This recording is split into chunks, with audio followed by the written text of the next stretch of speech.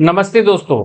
आज का video BPSC TRD 4 और स्टेट 2025 के कंप्यूटर साइंस विषय से आप अगर प्रिपरेशन कर रहे हैं तो वीडियो आपके लिए बहुत फायदेमंद रहेगा। मैं बता दूं आज की वीडियो में 30 मोस्ट इंपोर्टेंट एमसीक्यू लेके आया हूं, उसको मैं बहुत अच्छे से डिटेल में डिस्कशन करूंगा। मैं एमसीक्यू का जो सीरीज चलाए हैं कंटिन्यू हर दिन 30 एमसीक्यू को अच्छे से एक्सप्लेनेशन कर रहे हैं।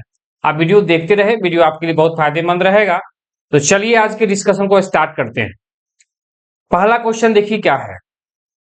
Which of the following statement about inheritance is false? मतलब इनमें से कौन सा स्टेटमेंट जो है वो इनहेरिटेंस के बारे में गलत बोल रहा है, इनहेरिटेंस के बारे में वो गलत है। ठीक है, वो चीज बताना है। अब देखिए हम ऑप्शन पढ़ेंगे और जो आंसर निकल के आएगा वो आंसर आपको हम बताएंगे और साथ में बाकी ऑप्शन क्यों नहीं होगा उसको भी हम एक्सप्लेनेशन करेंगे। देखिए पहला क्वेश्चन है। अब थोड़ा सा इसमें इनहेरिटेंस में देख लीजिए क्या होता है। इनहेरिटेंस का मतलब होता है पहले से बना बनाया प्रॉपर्टी को न्यूली प्रॉपर्टी के अंदर हम एक्सेस कर लेते हैं, उसी को इनहेरिटेंस कहते हैं। जैसे अगर मान लीजिए ए नाम का एक प्रॉपर्टी पहले से बना है और बी नाम का प्रॉपर्टी बाद में बना है, ए को बी में हम क्या किए, इनहेरिट कर लिए, माने उस प्रॉपर्टी को जोड़ लिए, उस प्रॉपर्टी को क्या किए, जोड़ लिए। यही कॉन्सेप्ट इनहेरिटेंस कहलाता है। अब यहां पर पढ़िए ऑप्शन, जावा सपोर्ट सिंगल इनहेरिटेंस। कहता है जावा जो है ना वो सिंगल इनहेरिटेंस को सपोर्ट करता है। एकदम सही बात है। जावा में हम लोग को सिंगल इनहेरिटेंस और मल्टीपुल इनहेरिटेंस नहीं, मल्टी लेवल इनहेरिटेंस दिखता है। माने एक क्लास को दूसरे क्लास में जब इनहेरिट कर लेंगे तो ये कॉन्सेप्ट सिंगल इनहेरिटेंस कहलाता है। और जावा में साथ ही मल्टी लेवल इनहेरिटेंस है, माने एक पेरेंट उसका चाइल्ड और फिर उसका भी चाइल्ड, लेवल बाय लेवल जब हम चलेंगे इस मल्टी लेवल इनहेरिटेंस हो गया। ये भी जावा सपोर्ट करता है। लेकिन जावा में मल्टीपल इनहेरिटेंस नहीं होता है। कहने का मतलब मल्टीपल का मतलब ये हो गया कि मल्टीपुल इनहेरिटेंस का मतलब हो गया कि मान लीजिए ए और बी दो पेरेंट है, इसको एक सी नाम के चाइल्ड में हम दोनों को एक्सेस कर लिए, ये मल्टीपुल इनहेरिटेंस हो गया और ये जावा में सपोर्टेबल नहीं है। जावा में मल्टीपुल इनहेरिटेंस जो है वो इन इंटरफेस के थ्रू करते, याद रखिएगा। जावा में जावा में हम हिंदी में लिखते हैं, जावा में मल्टीपुल इनहेरिटेंस को इंटरफेस के थ्रू इंप्लीमेंट करते हैं। इंटरफेस के द्वारा होता है। ठीक है, अगर मल्टीपुल इनहेरिटेंस करना पड़ेगा जावा के अंदर तो फिर वहां पर इंटरफेस यूज होगा, तभी जाके देखने को मिलेगा, अन्यथा नहीं होगा। ठीक है, क्लास के थ्रू नहीं कर सकते हैं। चलिए, तो कहने का ये मतलब ये हो गया कि पहला आंसर सही लग रहा है, आपको बोला है गलत कौन सा है। देखिए अगला पढ़िए, Java allow multiple class inheritance using extends. कहता है जावा में मल्टीपुल क्लास को इनहेरिट कर लेंगे एक्सटेंड के थ्रू, नहीं, गलत बात है। जावा में सिंगल इनहेरिटेंस होगा। माने अगर एक क्लास बनाए हैं ए नाम का और जावा के अंदर और एक क्लास दूसरा बना दिए हैं बी नाम का, तो इसमें हम क्या करेंगे, बी नाम के क्लास के साथ ए नाम के क्लास को एक्सटेंड कर लेंगे कीवर्ड्स के साथ। लेकिन यह कहता है मल्टीपुल क्लास, फिर वही कहानी हो गया। मल्टीपुल क्लास का मतलब एक साथ मल्टीपुल क्लास को हम इनहेरिट नहीं कर सकते हैं। फिलहाल ये गलत है। इसी को हम लोग, अगर ये कहता Java allow multiple interface inheritance using extends, तब एक्सटेंड नहीं, इंप्लीमेंटेशन तब होगा। लेकिन ये नहीं है, गलत है ये। अगला पढ़िए, interfaces can be use to achieve multiple inheritance. एकदम सही बात है। जावा में मल्टीपुल इनहेरिटेंस करना हो तो फिर वहां पर इंटरफेस को लाना पड़ेगा, तभी हो पाएगा, अन्यथा नहीं होगा। ये सही है, मैं बताया हूं इससे पहले। और डी नंबर ऑप्शन देखिए, the super keyword can be use to invoke the parent class constructor. क्या सुपर जो कीवर्ड है उसके थ्रू हम पेरेंट क्लास के कंस्ट्रक्टर को इन्वॉक करते हैं, एकदम सही है। सुपर जो कीवर्ड बना है वो पेरेंट के लिए ही तो बना है, ठीक है, ये सही है। इसका मतलब ए सी और डी सही है और बी जो ऑप्शंस हैं वो गलत है, इसलिए वही आंसर हो जाएगा इस क्वेश्चन का, बी आंसर हो जाएगा। ठीक है, आप सही से समझिए कैसे हम एक्सप्लेनेशन कर रहे हैं। हम सारे ऑप्शन को पढ़े हैं, कौन सही था कौन गलत था, और उसमें से जो सही आंसर निकल के आया वो हम लगा दिए। यहां पर हमको फॉल्स पूछा था इनहेरिटेंस के बारे में, और यहां पर ऑप्शन नंबर बी गलत है, क्योंकि मल्टीपल इनहेरिटेंस जावा में क्लास के थ्रू हम नहीं इंप्लीमेंट कर सकते हैं, इसलिए आंसर बी हो गया। आगे बढ़ते अगला क्वेश्चन, क्वेश्चन नंबर 2 देखिए, कहता है which of the following statement about abstract class is correct. Abstract class के बारे में कौन सा बात सही है वो बोला है। ये क्वेश्चन आपको, ये क्वेश्चन जो है ना, ये आपको एसटीटी और टीआरई के अंदर पूछा हुआ क्वेश्चन है, सेम टू सेम। ठीक है, अब देखिए पढ़िए क्वेश्चन। कहता है पहला, abstract class can't have constructor, माने एब्स्ट्रैक्ट क्लास के पास कंस्ट्रक्टर नहीं होता है, गलत बात है। एब्स्ट्रैक्ट क्लास के पास जो है कंस्ट्रक्टर होता ही होता है।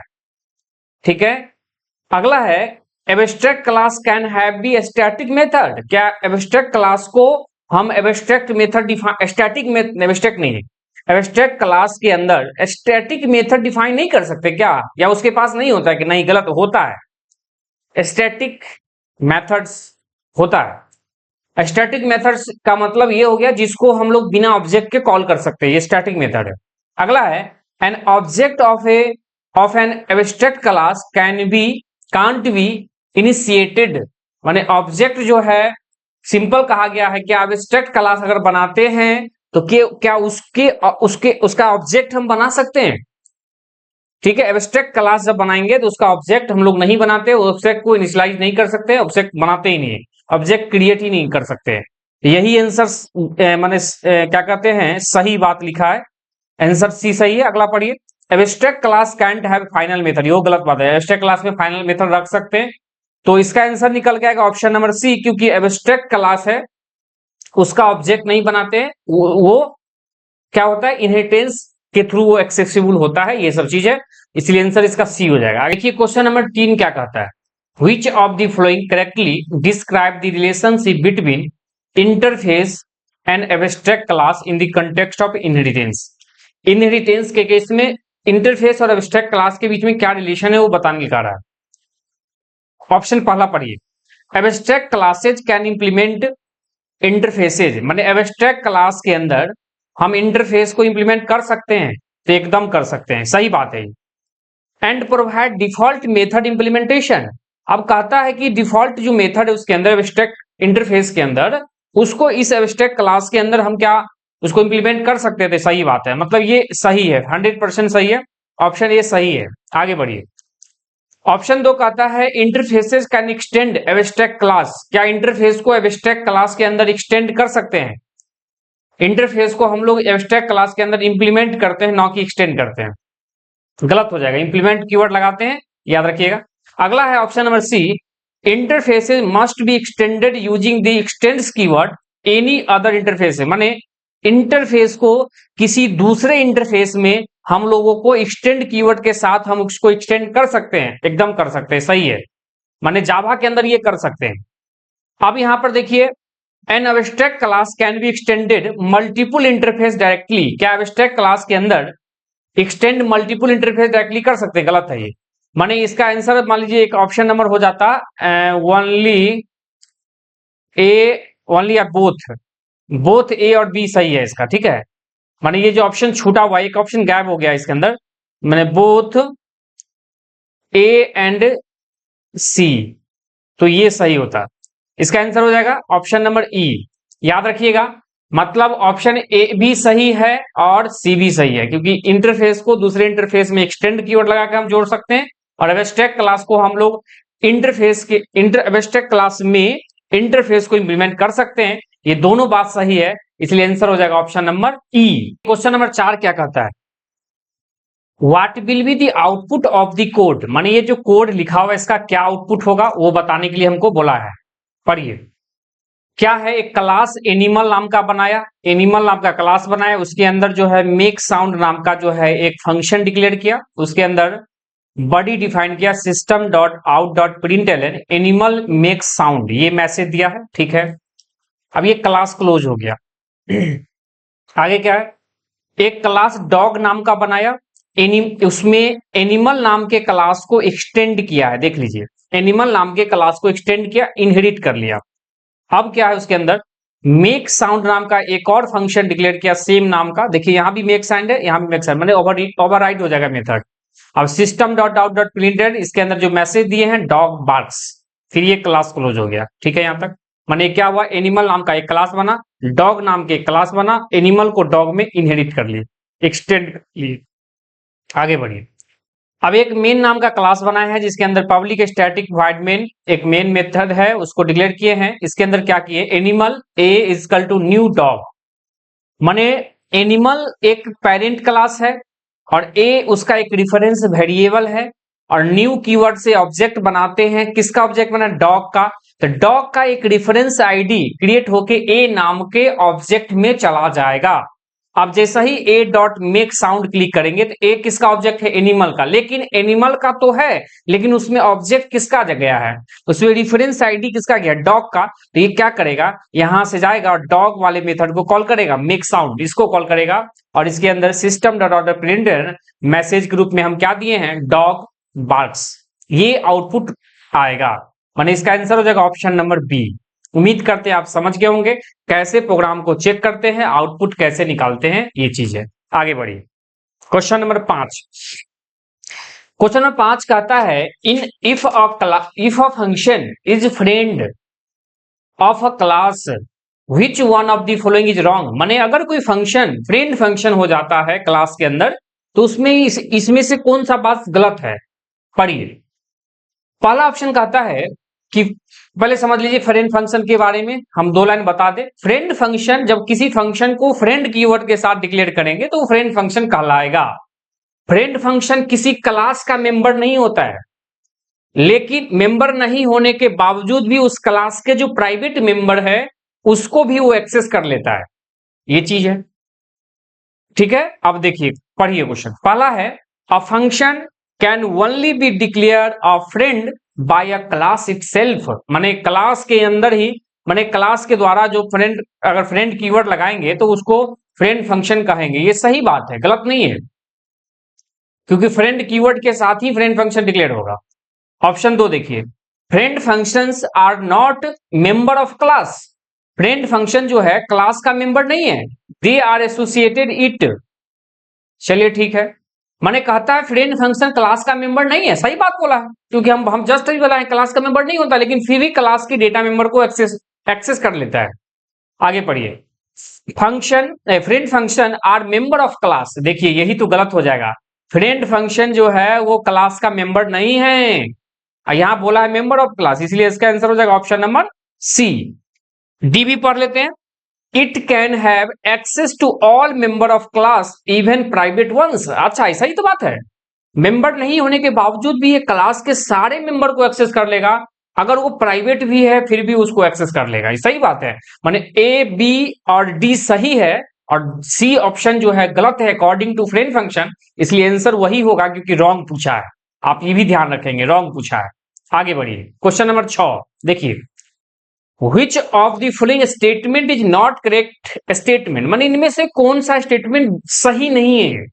ठीक है, अब थोड़ा सा इसको पढ़ते हैं, थोड़ा क्वेश्चन लंबी लग रहा है आपको, लेकिन पढ़िए इसमें से बहुत सारा लॉजिक मिलेगा आपको। पहला ऑप्शन देखिए, कहता है switch body may not have any case label at all and it be still compile, मतलब कहता है इसमें से कौन सही नहीं, स्विच जो स्टेटमेंट है उसके अंदर उसके पास जो बॉडी है, मैंने may have not body case label, देखिए switch body may not have any body any case, switch के पास कोई केस नहीं होता है, लेबल एट ऑल दी माने वुड बी स्टिल कंपाइल माने जब स्विच स्टेटमेंट एक ऐसा स्टेटमेंट होता है जिसमें मल्टीपल लेवल होते हैं, हर एक लेवल एग्जीक्यूट करता है अकॉर्डिंग टू कंडीशन। ठीक है, ये सही बात है, गलत नहीं है, यहां गलत बोला है, नॉट करेक्ट। आगे पढ़िए। स्विच बॉडी में नॉट हैव डिफॉल्ट, स्विच के पास जो है अपना डिफॉल्ट, स्विच के अंदर जो बॉडी है, स्विच के अंदर डिफॉल्ट जो है उसके पास बॉडी नहीं होता है बाय डिफॉल्ट। तो सही बात है, डिफॉल्ट के पास बॉडी नहीं होता है, उसको हम लेवल करते हैं, जब उसके अंदर हम कंपाइल करते हैं तो बॉडी देते हैं, पहले से बॉडी उसके अंदर डिफाइन नहीं होता है। कि जो केस है इसके पास भी बॉडी नहीं डिफाइन होता, उसमें हम जो लेवल चिपकाते हैं वो अकॉर्डिंग टू लेवल हम बॉडी देते हैं, इसलिए दोनों सही है। आगे बढ़िए। स्विच बॉडी में contain more than one case, अगर कहता है स्विच के अंदर जो बॉडी है एक से ज्यादा केस हम डिक्लेयर कर सकते हैं, level and case is the same would be still compile if switch controlling expression results in this case level value and case is switch placed first would be executed. देखिए simply कहा गया है कि switch के अंदर जो है एक केस में माने एक से ज्यादा उसके अंदर मतलब लेवल हो सकते हैं, नहीं गलत है।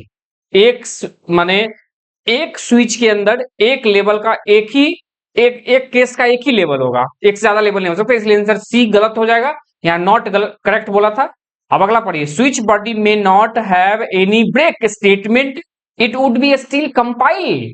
अच्छा, स्विच के अंदर जो बॉडी है उस नॉट हैव एनी ब्रेक, उसके पास अपना ब्रेक नहीं होता स्टेटमेंट, अगर आप ब्रेक स्टेटमेंट नहीं लगाएंगे तब तक वो क्या करेगा, एक केस काम किया फिर दूसरा कर जाएगा फिर तीसरा करेगा, इस तरह से करेगा, उसका अपना नहीं है, इसलिए ये भी ऑब्जेक्शन सही है, माने ए बी और डी सही है, सी गलत है, इसलिए आंसर इसका हो जाएगा ऑप्शन नंबर सी। उम्मीद करते हैं समझ गए होंगे। आगे बढ़ेंगे क्वेश्चन नंबर 7, आप वीडियो में बने रहे, 30 क्वेश्चन लेके आए हुए हैं। ठीक है, देखिए अगला 7 number question, which of the following is correct with respect to jump statement in C। Jump statement क्या होता है, statement that is used to माने statement that is used to exit या स्किप दी माने control of the loop is called jump statement. Jump statement क्या करता है, जो कंट्रोल है उसको भी ये घुमा देता है, मतलब उस स्टेटमेंट से बाहर निकाल देगा या उसको स्किप कर देगा, यही तो जंप स्टेटमेंट करता है। तो इसमें से कहता है कि जंप स्टेटमेंट इनमें से कौन सा, Which one of the following correct with respect of jump। Jump इसमें कौन कौन है देख लीजिए, ब्रेक 3 गो होता है, ब्रेक कंटिन्यू गो टू। अब देखिए ब्रेक कंटिन्यू गो टू ये सब जंप स्टेटमेंट है, और एक रिटर्न ये भी एक तरह का जंप स्टेटमेंट का ही पार्ट है, क्योंकि रिटर्न से वो वापस फिर मोड़ देता है। ठीक है, उसके आगे नहीं जाने देता है, वो वहां से घुमा देता है। तो यहां पर इसका आंसर हो जाएगा ऑल ऑफ दीज, ये ई आंसर हो जाएगा क्योंकि ये सब जंप स्टेटमेंट का पार्ट है। आगे बढ़िए question number 8, Which of the following can improve and performance of AI agent। AI का मतलब artificial intelligence, artificial intelligence, intelligence artificial intelligence के रूप में हम लोग को चैट जीपीटी देखने को मिलता है। ठीक है, ग्रुप एआई ये सब है आर्टिफिशियल इंटेलिजेंस का पार्ट है ये। अब ये जो है ना इसके ये इस आर्टिफिशियल इंटेलिजेंस में जो भी है, चाहे जो देखने को मिलता है चैट जीपीटी या ग्रोक एआई जो भी है, इसमें वो एआई एजेंट के रूप में उसको परफॉर्मेंस को बढ़ाता है कौन, देखिए precision, learning, observing, all of these. ये क्वेश्चन एसटीटी 2024 में पूछा हुआ क्वेश्चन है। आप देखिए इसका आंसर हो जाएगा लर्निंग, लर्निंग हो जाएगा ऑप्शन नंबर 2। आप कहिए कैसे, जो भी आर्टिफिशियल इंटेलिजेंस है जैसे चैट जीपीटी, उसको हर बात क्यों पता है, इसलिए पता है क्योंकि पहले से उसको हर बात को पढ़ाया जाता है, रटाया जाता है उसको, उस चैट जीपीटी को, और तब उसके अकॉर्डिंग जितने भी क्वेश्चन पूछे जाते हैं यूजर के द्वारा उसका वो उसी तर्क में से वो जवाब देता है। ठीक है, ये चैट जीपीटी इसी बेस पर काम करता है। पहले उसको सारा चीज रटाया जाता है, मतलब मान लीजिए एक ऐसा पर्सन जिसको हर चीज बता दिए, अब उसको कहीं खड़ा कर दिए, उससे कोई भी आदमी किसी तरह का क्वेश्चन पूछेगा उससे रिलेटेड, तो जितना बात बताएगा उसी में से वो मिला मिला के उसका आंसर देगा। तो यही तो लर्निंग है। ठीक है, तो परफॉर्मेंस को बढ़ाने का काम करता है ये ChatGPT मैंने ये आर्टिफिशियल लर्निंग करता है। उम्मीद करते समझ गए होंगे। आगे बढ़िए। Question number 9, the process of converting data into a format that no can be read by another user is called. देखिए क्या कहता है, the process of converting data, data को कन्वर्ट करना इनटू अ फॉर्मेट, एक फॉर्मेट में, that can't be read by another user is called. माने data को हम एक डेटा को दूसरे फॉर्मेट में कन्वर्ट कर दिए जिससे बीच में कोई आदमी क्या कोई भी यूजर उसको देख नहीं सके, उसको माने उसको वो पढ़ नहीं सके, तो उसको हम कहते हैं इनक्रिप्टिंग। इनक्रिप्ट हो जाता डेटा। जैसे इसका एग्जांपल देख लीजिए, जैसे कहीं पर भी हम लोग पासवर्ड फिलअप करते हैं, तो पासवर्ड फिलअप करते हैं, मान लीजिए पासवर्ड 1 2 3 है, हम डालते हैं 1 तो वहां जाता है स्टार, फिर 2 जाता है स्टार, फिर 3 स्टार के, 4 स्टार, फिर 5 स्टार। ये स्टार स्टार का फॉर्मेट में क्या हुआ, ये कोई भी उसको पढ़ नहीं सकता है। ठीक है, इसी को इनक्रिप्ट कहते हैं। यही आंसर है, इसका आंसर हो जाएगा ऑप्शन नंबर 3। आगे बढ़िए। Question number 10, what is the maximum number of devices that can be connected to a single Modbus network। देखिए Modbus नेटवर्क जो है इसके द्वारा मैक्सिमम कितना जो है डिवाइस को कनेक्ट कर सकते हैं, वो है आपका 256। जो मैक्सिमम वैल्यू है उतना हम कनेक्ट कर सकते हैं। ये क्वेश्चन STT 2024 में पूछा गया क्वेश्चन है, PYQ है ये। ठीक है, ये 256 डिवाइसेस मैक्सिमम कनेक्ट कर सकते हैं मोडबस नेटवर्क में, याद रखिएगा। आगे बढ़ते देखिए क्वेश्चन नंबर 11 क्या कहता है, the octal representation of decimal 65। माने 65 जो डेसिमल वैल्यू है इसको ऑक्टल में कन्वर्ट करना है। ऑक्टल माने बेस 8 होता है ऑक्टल का, डेसिमल का बेस 10 होता है। अब 65 है तो इसको क्या करेंगे, हम भाग लगाएंगे, जिसमें जाना है उससे भाग लगाएंगे। ऑक्टल में जाना है उसके बेस से भाग लगाएंगे, 8 से लगाइए। 8 ही 8 ही 64, 1 65, एक यहाँ रिमाइंडर लिखेंगे, फिर भाग लगाएंगे। 8 इकाई 8, रिमाइंडर क्या बचेगा 0। अब नीचे ये भाग वाला वैल्यू इससे छोटा हो गया, इसलिए नीचे से ऊपर लिख लेंगे, माने 101। 101 जो है ऑक्टल वैल्यू वो 65 डेसिमल वैल्यू के इक्वल है। यही आंसर हो जाएगा ऑप्शन नंबर बी। ठीक है, अगर ये सही है कि नहीं है वो चेक करना है तो क्या करिए, इस ऑक्टल को फिर डेसिमल लाने की कोशिश कीजिए। तो ऑक्टल को डेसिमल लाने के लिए क्या करते हैं, 101 ऑक्टल लिखा हुआ है ना, तो क्या करेंगे 1 इंटू जिसमें जाना है उसके बेस से गुना करेंगे। मान लीजिए तो यहां पर क्या है 1 2, 8 के पावर 2 हो जाएगा। इसके आगे दो संख्या है, 0 इंटू 8 के पावर 1 प्लस 1 इंटू 8 के पावर 0। सॉल्व कीजिए, 8 ही 8 ही 64 प्लस 0 से गुना कर 0 हो जाएगा। आइए 8 के बाद 0 मतलब 1 और 1 इंटू 1 मतलब 1 हो जाएगा। 64 1 हो जाएगा 65 बेस 10। तो मतलब 101 जो ऑक्टल वैल्यू है उसका डेसिमल वैल्यू 65 आता है, और 65 डेसिमल वैल्यू है उसका 101 ऑक्टल आता है। ये हम दोनों तरफ से चेक कर लिए। ठीक है, उम्मीद करते समझ गए होंगे। इसका आंसर ऑप्शन नंबर बी है। आगे बढ़िए question number 12, the hexadecimal equivalent of binary इतना। ये बाइनरी वैल्यू है, इसका हेक्सा बताना है। देखिए 1 1 1 1, 4 1 है, फिर 0 0 1 0 है। ये क्या है, ये है आपका बाइनरी वैल्यू माने बेस 2। इसका क्या निकालना है, हेक्सा वैल्यू माने बेस 16। इसको निकालने का दो तरीका है। ठीक है, एक तरीका है क्या, ये बाइनरी को डेसिमल में ले जाइए और डेसिमल से हेक्सा में ले जाइए। वो थोड़ा लंबा तरीका, हम शॉर्टकट तरीका सीखना चाहते हैं तो देखिए शॉर्टकट तरीका क्या है, डायरेक्ट हम बाइनरी से हेक्सा निकाल सकते हैं। कैसे, अंतिम से राइट बीट से 4 बीट को आप माने अंडरलाइन कर लीजिए। ठीक है, अब ये 4 जो बीट अंडरलाइन किए ये किसका बाइनरी है, 1 0 0 1। अब खाली इतना ही की बात करेंगे हम अभी। 0 0 1 0 ये किसका बाइनरी है, 2 का बाइनरी है। देख लीजिए, आपको एक ट्रिक पता होगा, 1 2 4 8 16 माने 32, इस तरह दुगुना कर देते हैं। अब 0 0 0 1 0, जिसके नजदीक 1 है वही काउंट आउट कर लेते हैं, इसलिए इसका किसका बाइनरी हो जाएगा, 2 का। ये 2 का बाइनरी हो जाएगा। चलिए ठीक है, मतलब ये 2 का बाइनरी है। अब यहां देखिए वन वन वन वन, 4 को 1 किसका बाइंडिंग है? तो देखिए इसको रखिए ट्रिक वाला, 1 2 4 8, 8 सब पर 1 1 है, काउंट कर लेंगे। 8 4 12, 2 14, 1 15, माने 15 आएगा।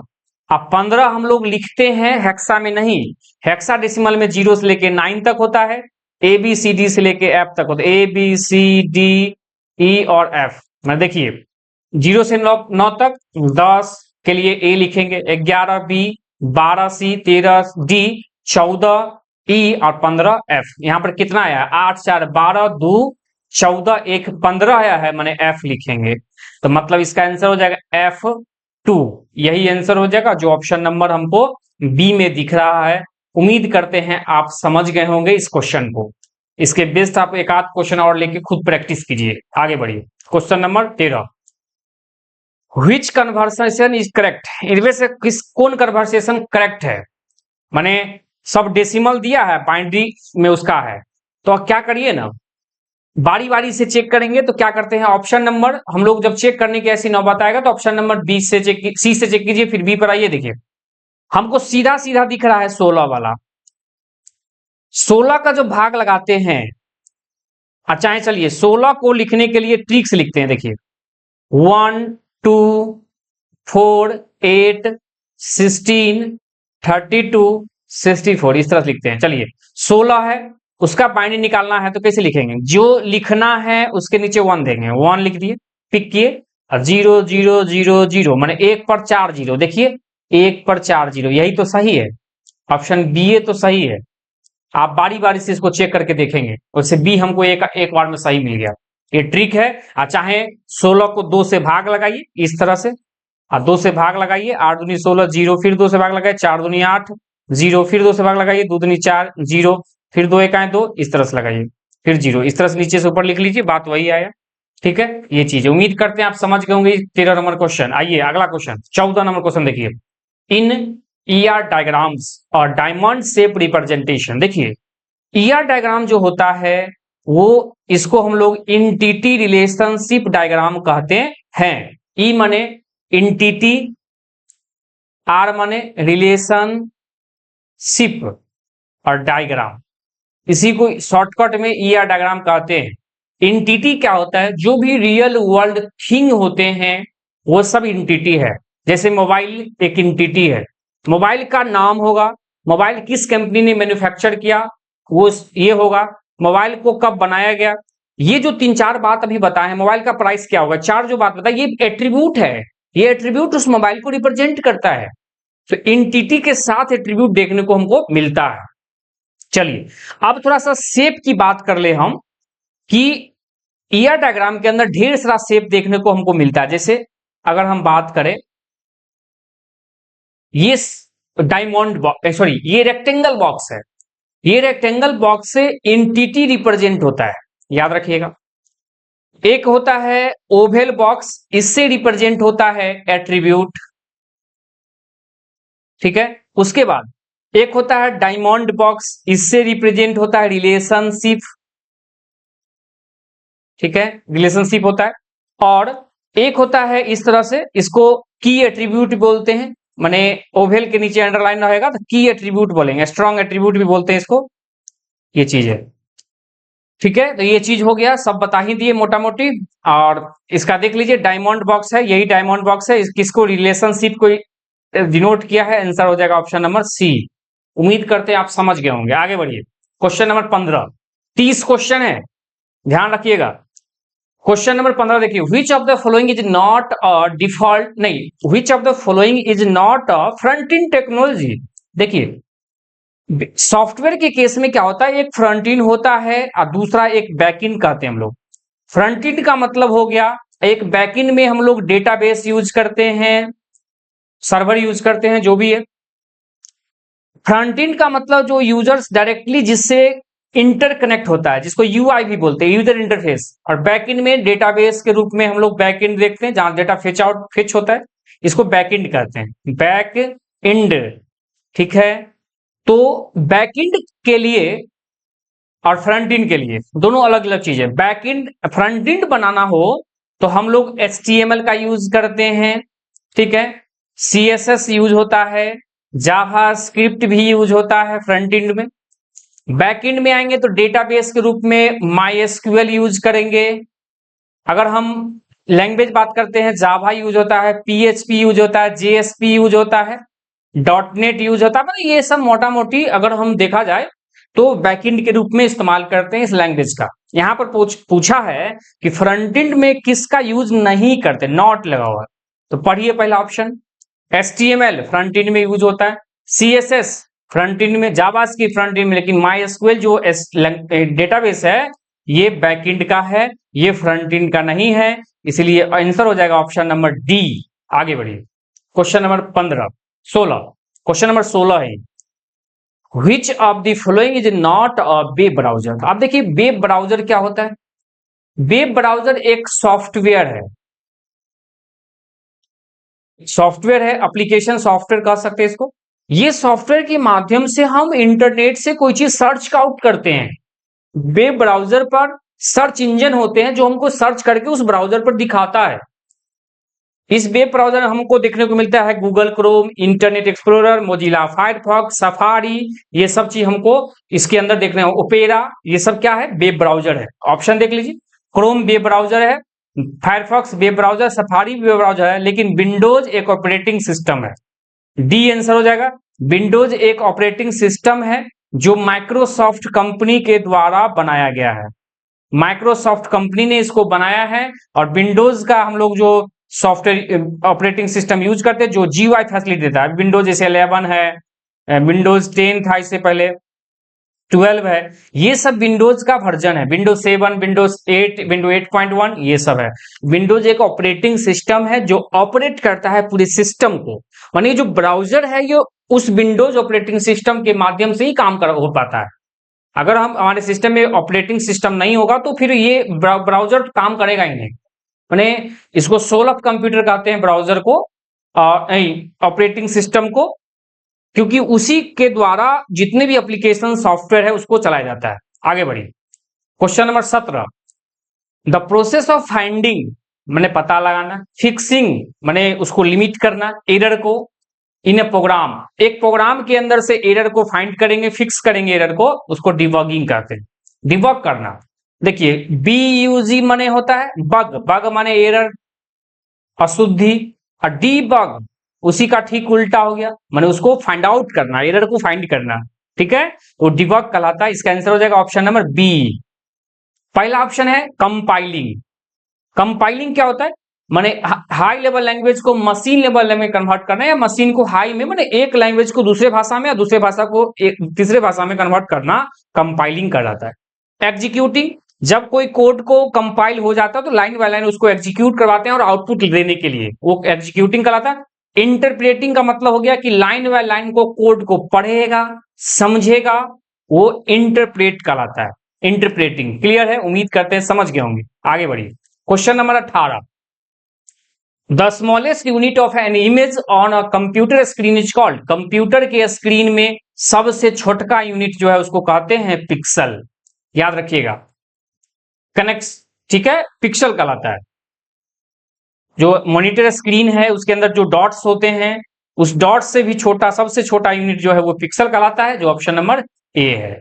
ठीक है, उम्मीद करते हैं आप समझ गए होंगे इस क्वेश्चन को। आगे बढ़ेंगे अगला क्वेश्चन के पास, क्वेश्चन नंबर 19, इन DBMS माने data base management system, redundancy माने डुप्लीकेसी इज रिड्यूस्ड, डुप्लीकेसी को खत्म करना है। जैसे मान लीजिए डुप्लीकेसी का मतलब डाटाबेस के अंदर जो टेबल है, मान लीजिए उस टेबल के अंदर जो स्टूडेंट का रिकॉर्ड है, अगर तो उस स्टूडेंट के रिकॉर्ड में अगर डुप्लीकेसी ज्यादा आ रहा है या डुप्लीकेसी हो रहा है, उसको खत्म करना नॉर्मलाइजेशन कहलाता है। नॉर्मलाइजेशन, नॉर्मलाइजेशन, ठीक है। उम्मीद करते हैं आप समझ गए होंगे। इस क्वेश्चन का जवाब होगा ऑप्शन नंबर ए। आगे बढ़िए, क्वेश्चन नंबर 20 देखिए, the device use to connect different network, माने डिफरेंट नेटवर्क को कंप्यूटर के अंदर जोड़ना है, इंटरनेट के अंदर माने नेटवर्क में डिफरेंट डिफरेंट टाइप का नेटवर्क होगा, उसको कनेक्ट करने के लिए हम लोग राउटर यूज करते हैं, और ये राउटर आपके नेटवर्क लेयर में काम करता है, नेटवर्क लेयर में भी काम में काम करता है, याद रखिएगा। रिपीटर वीक सिग्नल को स्ट्रेंथ कर देता, देने का काम करता है रिपीटर। और हब और स्विच दोनों जो है इसके माध्यम से डिफरेंट कंप्यूटर जुड़े होते हैं इंटरनेट के अंदर, नेटवर्क के अंदर, ठीक है। और स्विच क्या है, अगर एक कंप्यूटर दूसरे को डेटा भेजना चाहता है, सेंड करना चाहता है, तो स्विच के अंदर जितने भी कंप्यूटर लगे होते हैं सब पर वो भेज भेज के चेक करता है कि आपका डेटा है कि आपका डेटा है, जिसका डेटा होगा वो रिसीव कर लेता है। लेकिन हब क्या है, डेटा को जिसका डेटा है सिर्फ उसी के नोड पर उसी के कंप्यूटर भेजेंगे, यही दोनों में अंतर है। उम्मीद करते हैं आप समझ गए होंगे, इसका आंसर हो जाएगा ऑप्शन नंबर सी। आगे बढ़िए, question number 21, the default file extension of Java source file. सबसे पहले समझिए फाइल का एक्सटेंशन। फाइल का एक्सटेंशन बताता है टाइप ऑफ फाइल, माने फाइल किस टाइप का है वो एक्सटेंशन बताता है। जैसे अगर कोई नोटपैड का फाइल है तो इसका एक्सटेंशन देखने को मिलता है .txt। अगर कोई वर्ड डॉक्यूमेंट फाइल है तो उसका एक्सटेंशन देखने को मिलता है .doc या .docx, इस तरह से। अगर कोई पावर पॉइंट का फाइल है तो वो .ppt देखने को मिलता है या pptx देखने को मिलता है, इस तरह से ये एक्सटेंशन होता है। उसी तरह कोई HTML का फाइल है तो उसका एक्सटेंशन देखता है .html दिख रहा है। अगर कोई जावा का सोर्स फाइल है तो .java देखने को मिलता है। अगर कोई जावा के अंदर कोई क्लास फाइल है, ऑब्जेक्ट फाइल है, .class फाइल देखने को मिलता है, क्लास फाइल, जिसको हम ऑब्जेक्ट फाइल भी कहते हैं। उम्मीद करते समझ गए होंगे, आप पढ़िए। अगर कोई पाइथन का फाइल है तो .py या पाइथन, ये भी होता है। चलिए तो पढ़िए, क्या कहता है, जावा का सोर्स फाइल होगा तो .java होता है। आंसर हो जाएगा ऑप्शन नंबर बी। उम्मीद करते हैं आप समझ गए होंगे। आगे बढ़िए, question number 22, which scheduling algorithm gives minimum average waiting time, माने बहुत ही कम जो है उसका वेटिंग टाइम होगा। उसका आंसर हो जाएगा शॉर्टेस्ट जॉब फर्स्ट, माने शॉर्टेस्ट जॉब फर्स्ट, जो काम सबसे छोटा है उसको पहले करो। जैसे मतलब सीपीयू के अंदर जब हम कोई वर्क देते हैं सीपीयू को, तो वो सीपीयू क्या करता है, इस एल्गोरिथम लगाता है, ठीक है, कि जो काम छोटा है उसको पहले खत्म करो, तो उसमें क्या होगा, एवरेज टाइम उसका कम लगेगा। क्लियर है, मिनिमम होगा। इसलिए आंसर हो जाएगा शॉर्टेस्ट जॉब फर्स्ट, जो ऑप्शन नंबर सी है। आगे बढ़िए, क्वेश्चन नंबर 23, इन ऑपरेटिंग सिस्टम्स और डेडलॉक अकर। अब देखिए डेडलॉक की कंडीशन कब होगा, डेडलॉक की कंडीशन तब होगा जब मान लीजिए एक ही चीज है, रिसोर्स एक ही है, चीज एक ही है, मल्टीपल लोग उससे जुड़ना चाहता है, मल्टीपल लोग उसको एक्सेस करना चाहता है, वहां डेडलॉक की कंडीशन आ जाएगी। ठीक है, ये चीज है। अब यहां पर पढ़िए, अकॉर्डिंग टू क्वेश्चन क्या ऑप्शन होगा, आंसर होगा प्रोसेस फिनिश एग्जीक्यूशन, गलत है। प्रोसेस वेट इनडिफिनिटली, माने अगर किसी प्रोसेस को इनडिफिनिटली टाइम तक, माने इनडिफिनिट टाइम तक वेट करवा देंगे तो फिर वो डेडलॉक चला जाएगा, डेडलॉक कंडीशन आ जाएगा वहां पर। माने किसी प्रोसेस को वेट करवाएंगे एक लिमिटेड टाइम के, भाई तुम्हारा इस टाइम तुम्हारा काम हो जाएगा, लेकिन उसको इनडिफिनिट टाइम के लिए वेट कर देंगे तो फिर तो वो लॉस कर जाएगा, वो काम नहीं करेगा। तो इसलिए वो आंसर हो जाएगा प्रोसेस को वेट करेंगे इनडिफिनिट, तो फिर वो डेडलॉक की कंडीशन आएगा, जो ऑप्शन नंबर बी में है। CPU stop working, memory overflow, ये नहीं होगा, आंसर हो जाएगा ऑप्शन नंबर बी। आगे बढ़िए, question number 24, Which of the following is not an application of AI?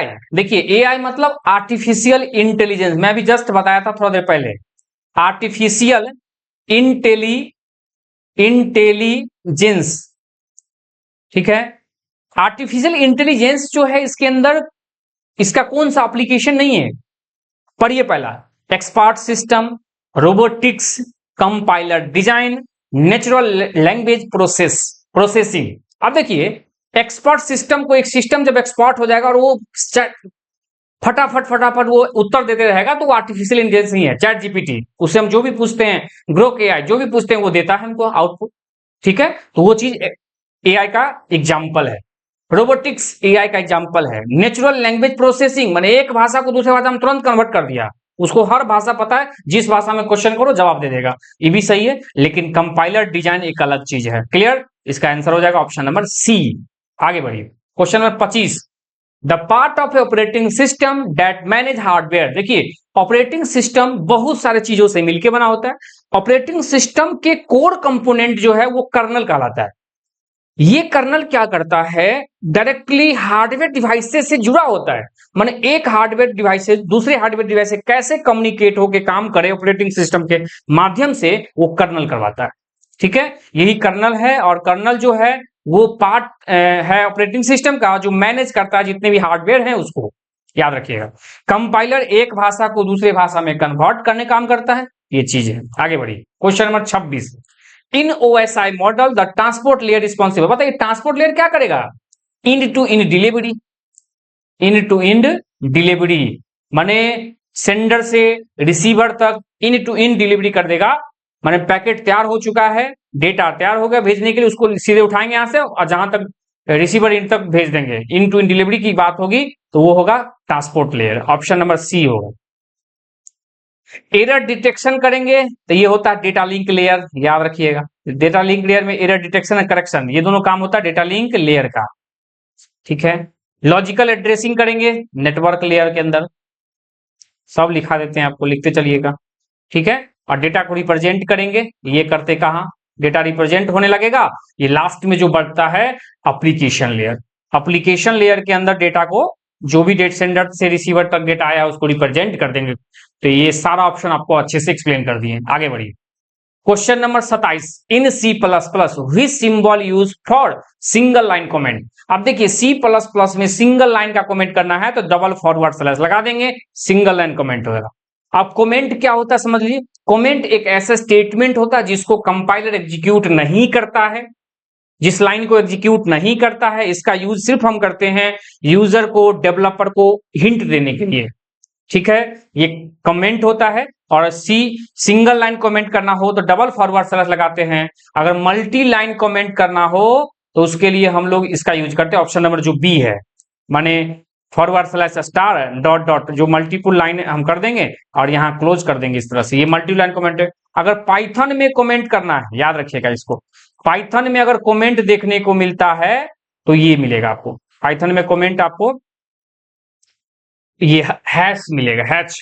और ये जो क्या कहते हैं HTML के अंदर जो कमेंट देखने को मिलेगा इस तरह से, ठीक है ये। और इसके अंदर जो भी चीज लिखेंगे ये हो गया HTML का कमेंट, ये HTML का कमेंट, याद रखिए। इसमें जो भी हम लिखेंगे वो HTML का कमेंट कहलाएगा। मैं सब बता दिया हूं ऑप्शन, इसका आंसर हो जाएगा ऑप्शन नंबर ए। आगे बढ़िए, क्वेश्चन नंबर 28।